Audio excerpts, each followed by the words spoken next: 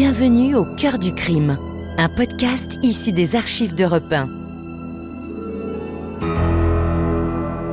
Savez-vous que plus d'un tiers des crimes et délits commis en France sont traités par la gendarmerie nationale?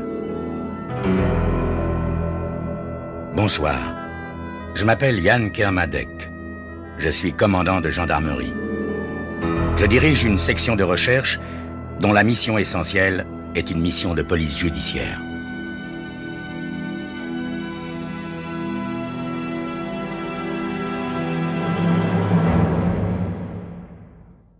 L'histoire que je vais vous raconter est une histoire vraie.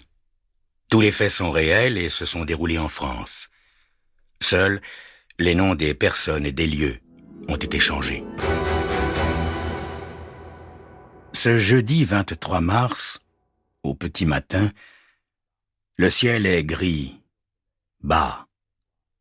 Le jour se lève, froid, triste et sale, comme la Marne qui charrie ses eaux boueuses. Il a plu toute la nuit. Du haut de sa péniche, un marinier aperçoit, entre deux eaux, une masse sombre, retenue par des branchages entrelacés, tout près de la berge déserte. Quelques centaines de mètres plus loin, le marinier alerte l'éclusier qui fait appeler les gendarmes de la brigade territoriale. L'adjudant Henri, commandant la brigade, se rend aussitôt sur les lieux, accompagné de 4 de ses hommes. Au bout d'une demi-heure de cheminement pénible dans les hautes herbes et les ronces mouillées, ils approchent enfin de ce qui semble être une forme humaine. Après bien des efforts, ils parviennent à sortir de l'eau froide et boueuse le cadavre ruisselant d'une femme. L'adjudant Henri me fait aussitôt prévenir. C'est ainsi que 20 minutes plus tard, accompagné des gendarmes Malvin et Beauvais, le technicien des investigations criminelles, j'arrive sur les lieux de la macabre découverte. L'enquête commence. L'inconnue est âgée d'une 40aine d'années. Elle porte au visage de larges ecchymoses, comme si elle avait été martelée de coups violents avant de mourir. Elle est vêtue d'un lourd manteau de laine, sous lequel elle porte un pullover à col roulé et un pantalon de velours. À son poignet, une montre arrêtée sur 6 heures. La mort semble remonter à une dizaine de jours environ. Des 3 hypothèses, crime, suicide, accident, formulées comme toujours en pareilles circonstances, celle du suicide ne semble pas, a priori, devoir être retenue. Le médecin qui vient d'arriver avec l'ambulance déclare que, d'après ses premières constatations, la cause de la mort ne serait pas la noyade. Il faudra donc pratiquer une autopsie. Les premières recherches d'indices auxquelles nous nous livrons, Beauvais et moi, consistent en une fouille minutieuse des vêtements ruisselants et imprégnés de vase portés par la morte. Nous n'y trouvons aucun papier d'identité, aucune photographie, rien, si ce n'est un vieux porte-monnaie en cuir renfermant 49 francs 60 et 3 fiches de paye détrempées. La dernière datait du 7 mars. Ces fiches de salaire révèlent le nom et l'adresse de l'employeur, les établissements Eugène Carrière et Fils, 115 boulevard Lamarck, ainsi que le nom de la salariée, mademoiselle Odette Sarrois. Tandis que l'ambulance repart en portant le corps de la morte vers la morgue de l'hôpital municipal, je fais le point avec l'adjudant Henri. Nous allons mener cette enquête de concert. Lui et ses gendarmes vont poursuivre leurs investigations, tendant à établir si la victime a séjourné dans la région, tandis que de mon côté, je demande à 2 de mes hommes de se rendre aux établissements Eugène Carrière afin d'obtenir tout renseignement concernant Odette Sarrois. Moins de 2 heures plus tard, mes hommes me confirment que la morte que nous avons repêchée dans la Marne est bien Odette Sarrois, 38 ans, célibataire, employée à la manutention, et qu'on ne lui connaît aucune liaison. Les hommes de l'adjudant Henri travaillent d'arrache-pied. Ils vont partout alentour, dans les meublés, les auberges, les hôtels, les cafés-restaurants, les asiles, le long de la Marne, cherchant des traces du passage de la femme disparue. Mes hommes de la section de recherche ne chôment pas non plus. Ils transmettent des messages aux brigades territoriales limitrophes, établissent des croquis, prennent des photos, questionnent tous les habitants du quartier dans lequel résidait Odette Sarrois. De mon côté, je me rends aux établissements carrières. Je tiens à entendre moi-même le chef du personnel qui, d'après mes hommes, semblait bien connaître la victime. Fort aimablement, il me confirme tout ce qu'il a dit aux gendarmes ce matin, c'est-à-dire qu'Odette Sarrois était une fille sans histoire et que, brusquement, au soir du 20 mars, sans donner la moindre explication, elle a définitivement quitté son travail. Personne ici ne l'a jamais revue, ni ne sait ce qu'elle est devenue. À son domicile, la concierge nous apprend qu'Odette Sarrois vivait maritalement avec Robert Dussel, chauffeur de taxi. Il y a une dizaine de jours, une dispute terrible a éclaté entre Odette et son amant. Police Secours a même dû intervenir. Depuis, personne dans la maison n'a revu Odette.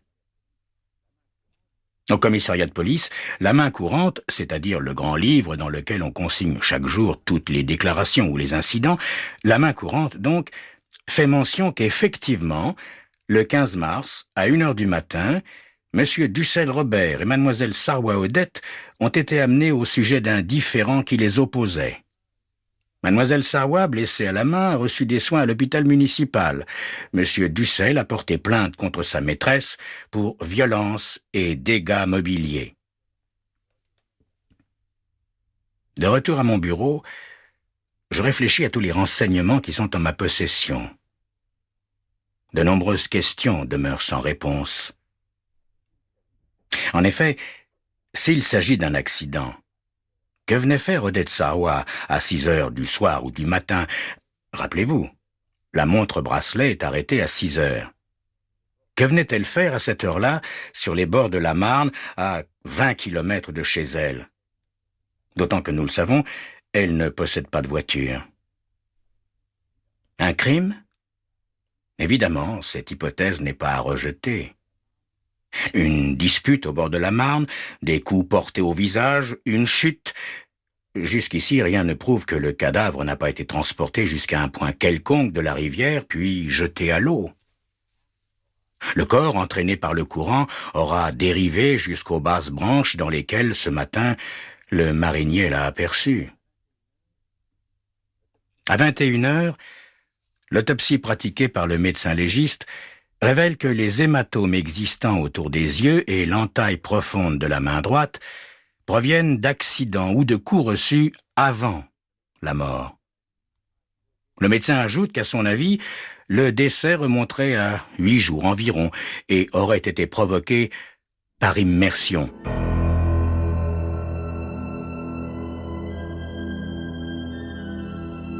Le problème reste entier. Odette Sarrois a été jetée ou s'est jetée vivante dans la Marne. Ce qui est certain, c'est qu'en aucun cas, elle n'a pu être tuée d'abord, puis transportée et jetée dans les eaux boueuses de la Marne. Alors, crime? Accident? Suicide? C'est ce que vous saurez dans quelques instants.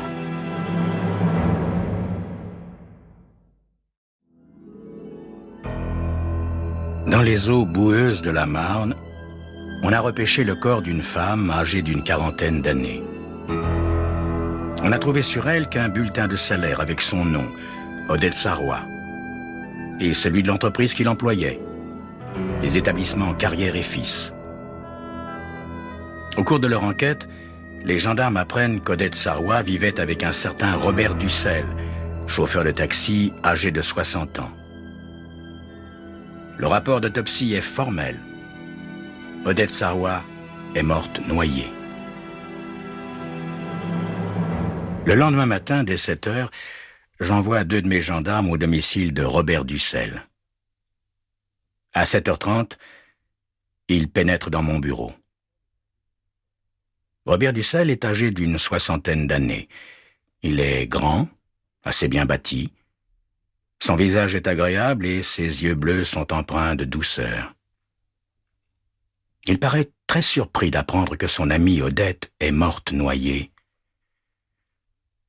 Son regard s'attriste quelque peu, mais il reste calme et silencieux. Et puis soudain, il éprouve le besoin de raconter. J'ai connu Odette il y a 15 ans. Elle mendiait dans la rue. Elle était sans famille, sans logis, sans travail. Elle était mignonne. Alors je l'ai amenée chez moi. Oh, en tout bien, tout honneur, vous savez, moi je n'ai pas de besoins sexuels comme la plupart des hommes. Odette dormait dans une petite chambre à côté de la mienne. Je la considérais un peu comme la fille que j'avais pas eue. Et puis un soir, c'est elle qui est venue me rejoindre dans mon lit. Depuis, nous avons vécu comme un couple.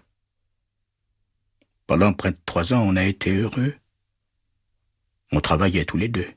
Moi, taxi, elle, chez les carrières. On vivait bien, quoi. Le samedi et le dimanche, Odette m'accompagnait à la pêche sur les bords de la Marne. Il faut que je vous dise, j'adore la pêche. Odette avait l'air d'être contente. Elle me donnait l'impression, non pas d'aimer la pêche, mais d'aimer tout ce que j'aimais. Elle semblait soumise, reconnaissante, presque aimante. Mais, comme je vous l'ai dit, l'amour physique, c'est pas tellement mon affaire, et certaines nuits, c'était pénible. Odette, elle acceptait pas mon âge. Alors elle me faisait des scènes d'une violence incroyable. Et puis, elle s'est mise à boire. D'abord en cachette, et puis ouvertement, mais jamais en dehors de la maison et jamais à son travail. Bien sûr, je lui reprochais sa conduite, et nos disputes devenaient de plus en plus fréquentes. Il lui arrivait même de m'insulter, de me traiter d'impuissant, de me frapper pendant mon sommeil. Et puis elle buvait de plus en plus.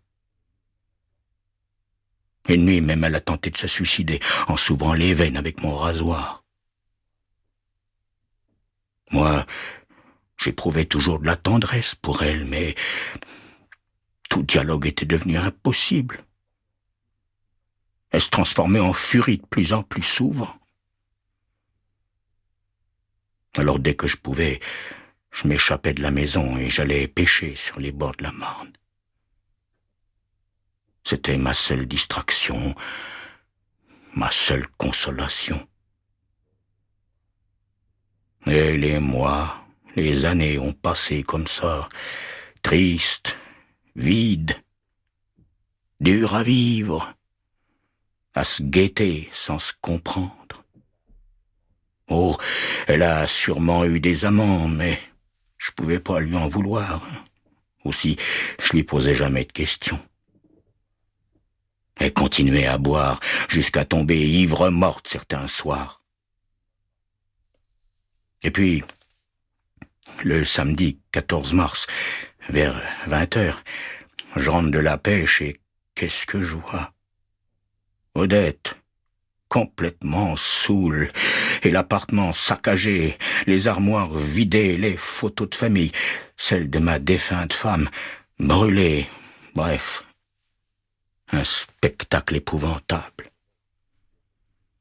Odette, elle était couchée sur le lit, tout habillée, ivre-morte, elle avait vomi partout et son poignet saignait abondamment. Ah, cette fois, j'en ai eu plus qu'assez. Je l'ai saisi à bras-le-corps, je l'ai déposé sur le palier et j'ai refermé la porte à clé. Quand Odette s'est réveillée 1 heure plus tard, elle a été prise de folie furieuse. Elle s'est jetée toutes ses forces contre ma porte en frappant, hurlant, trépignant, m'insultait et insultait les voisins qui sont venus voir ce qui se passait. Et brusquement, elle a dévalé l'escalier et s'en allait briser la glace de l'avertisseur de police. Le cap police est arrivé aussitôt. Odette m'a accusé de l'avoir battue et jeté dehors de chez moi sans lui avoir rendu ses affaires. Moi, j'ai dit aux agents que je refusais de reprendre la vie commune avec cette furie. Et je leur ai remis une valise contenant toutes ses affaires. Son manteau de laine, son sac, ses gants.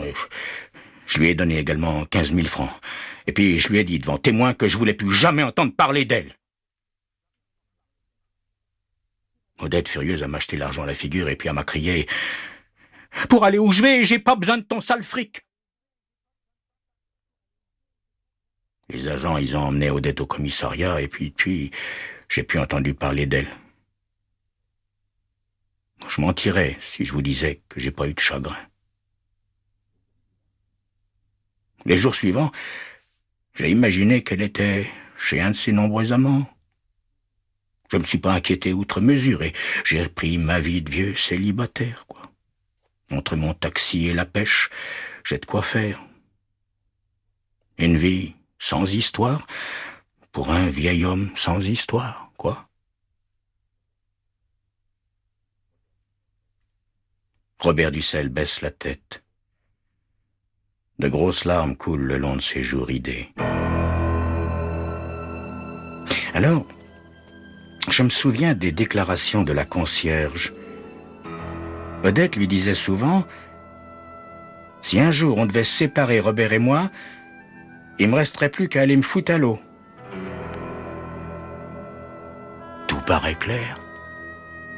Et pourtant, la dernière feuille de paye trouvée sur le cadavre d'Odette portait la date du 14 mars, jour où, après une violente dispute, Robert Dussel était parti seul à la pêche sur les bords de la Marne. La rupture définitive, suivie de bagarres avec intervention de police secours, s'était produite dans la nuit du 14 au 15 mars. Et Odette avait définitivement disparu le 15 mars à l'aube, alors que le chef du personnel des établissements Carrière et Fils affirmait, lui, qu'elle avait quitté son emploi définitivement le 23 mars. Il existait donc par conséquent un trou important qu'on ne pouvait expliquer. Qu'avait fait Odette entre le 15 mars et le 23 mars? Qui avait-elle rencontré? Robert Dussel, quoi qu'il en dise, avait-il revu Odette? Il me fallait donc contrôler heure par heure, minute par minute, tout l'emploi du temps d'Odette Sarrois du 15 mars au 23 mars. Sous les ordres de l'adjudant Henri, les hommes de la brigade territoriale se rendent à nouveau dans le petit village au bord de la Marne où Robert Dussel va taquiner le poisson depuis bientôt 30 ans chaque week-end. Après audition de nombreuses personnes, il est établi que Robert Dussel a dit la vérité. Il est bienvenu ce jour-là, mais seul, sans Odette. Tous les témoins sont formels. D'ailleurs, on n'a pas vu la jeune femme dans la région depuis fort longtemps. Le 24 mars, lendemain du jour où elle a définitivement quitté son emploi, d'après le chef du personnel, Robert Dussel est venu pêcher seul. Il a trempé ses lignes jusqu'au soir et, vers 19h, au café de l'Écluse, il a confié à ses amis que tout était fini entre Odette et lui, qu'elle lui en avait trop fait voir, et que de toute façon, il n'était pas à la hauteur. Puis, il était reparti, calme, détendu, un peu triste tout de même. Il est 13h. Dans mon bureau, je fais le point avec l'adjudant Henri. Il nous paraît évident maintenant que la solution se trouve aux établissements Carrière et Fils et que nous devons retourner voir le chef du personnel. Nous y retournons. Et c'est là que nous trouvons la clé de l'énigme. Il y a tout simplement eu confusion dans l'esprit du responsable du personnel. Odette n'a pas quitté son emploi le 23 mars, mais le 14 mars au soir. Nous consultons le registre. C'est écrit en toutes lettres. Odette a été payée pour la dernière fois le 14 mars. Tout est clair à présent. Nous pouvons aisément reconstituer les dernières heures de la vie d'Odette Sarrois. Vers 6 heures du matin, le 15 mars, elle sort du commissariat, le visage tuméfié par les coups qu'elle s'est portés elle-même dans la folie de la colère et de l'ivresse. Elle n'ose pas montrer l'image de sa déchéance à l'un de ses amants de passage. Alors, réalisant qu'elle a tout perdu, tout gâché, tout détruit de ce qui était son bonheur, elle retourne une dernière fois à l'endroit où elle a passé les meilleurs moments de sa pitoyable existence, dans ce petit coin paisible des bords de Marne, où Robert, le seul être au monde qui lui ait témoigné de la tendresse, aimait tant aller pêcher.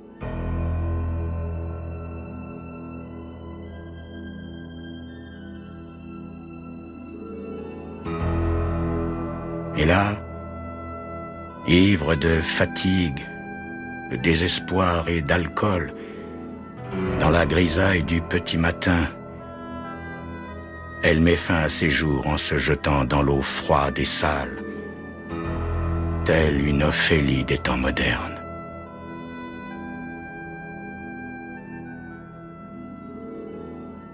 Vous venez d'écouter Au cœur du crime, un podcast issu des archives d'Europe 1. Réalisation Julien Tarot. Production Raphaël Mariat. Patrimoine sonore Sylvaine Denis, Laetitia Casanova et Antoine Reclus.